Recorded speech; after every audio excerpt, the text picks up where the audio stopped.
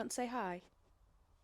Hi, I'm Grace. I'm a psychology student. Thought I'd do a little bit of an intro into just how my social media started because I feel like I've never actually explained it. Let's go back to the lovely year of 2022, which was not so lovely. I was struggling with an eating disorder, and I actually struggled to get the help for my eating disorder due to my BMI. My BMI was showing me as healthy when I obviously was not healthy. I reached out for help in November 2022, and it took until April 2023 for me to get the help. And that was only because I reached a point where they had to help me.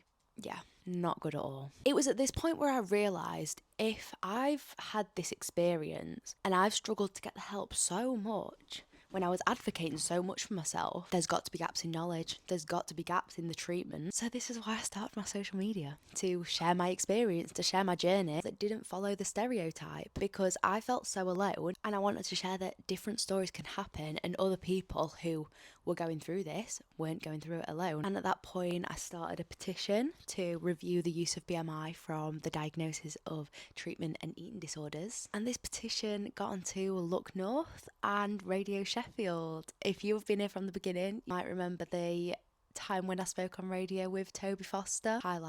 A highlight of my year that year. I did not want anybody else to go through this, so that's why we started spreading the word. And that's when I started posting on social media, really, just to get this petition out there, to share my journey as a girl recovering from an eating disorder who was overlooked by so many medical professionals during that journey of reaching that support. And now we are 2 years down the line, well, nearly 3 years down the line. I feel strong. I do feel recovered, which I'm so happy to say. And I'm just so grateful for that. Honestly, it is this community that has helped me to get to this point. In the times where I'm really, really struggling to keep pushing on, it was this community that I thought about, and I thought, no, I am showing that it is possible to recover. Everybody is worthy of recovery no matter what story has happened. Yeah, basically just helping and hoping to help people to know that they deserve recovery. Obviously now my social media isn't a recovery account. I post about wellness and looking after yourself, feeling happy and appreciating yourself and knowing that you're good enough. Really just sharing the wellness, but